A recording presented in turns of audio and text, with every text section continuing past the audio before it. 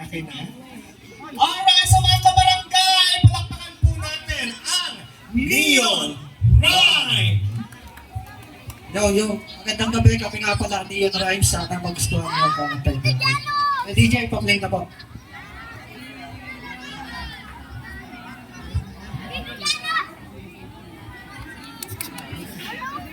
Janus. Makakakanta. Hindi pa sasayaw yan.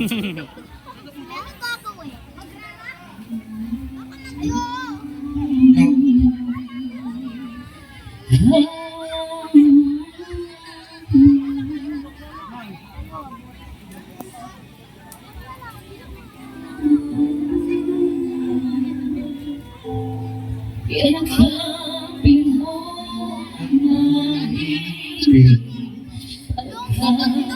ako'y bigla mga luha sa aking isip.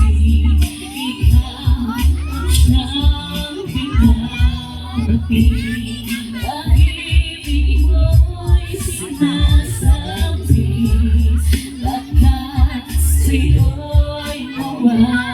Kahit maghapon ng pagod, galing sa initan yan ang tanging paraan para aking na maibsan. Gagawin ko ang lahat para kumita lang ito pera. Pero aking kinakaya yung aking mga anak, may pasalubong pang uwi. Makita lang sila na lagi lang nakangiti. Doon pala kontento na ako para maraming masaya. Mga bata pa sila nang iwan ng kanilang ina, pero hindi inasahan isang araw papasok. Bago umalis ng bahay parang may ibang kutob. Ako'y kinakabahan parang ayokong umalis.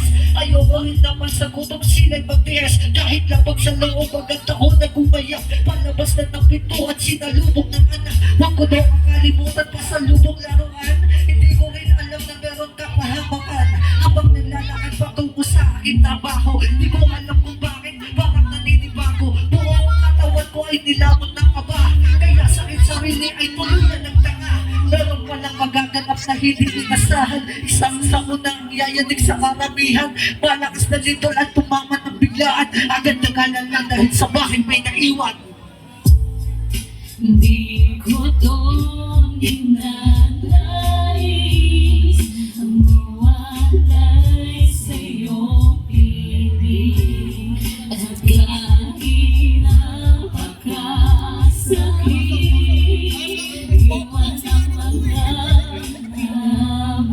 Mga ilang minuto lang tumigil paglating. Kung maripas na takbo agad ako na bumalik. Sinamahan ng dasal na meron pa akong abutan. Hindi ko inasahan na iba na ang tahanan. Yung aking mga anak dali-dali ko na ilanap. Habang pinumunasan mga luha pumata. Nang makita ko sila tuguan at nakahantusay nilawin ang kaarap.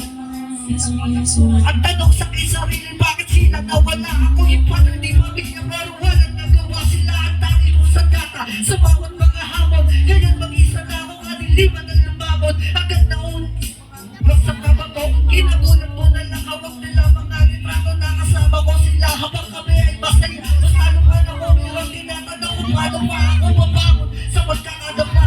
Tapos na mga alam sila aking palangga. Patawarin mo ako kasi wala akong nagawa. Sa paglipas ng mga araw, ako'y laging tulaga.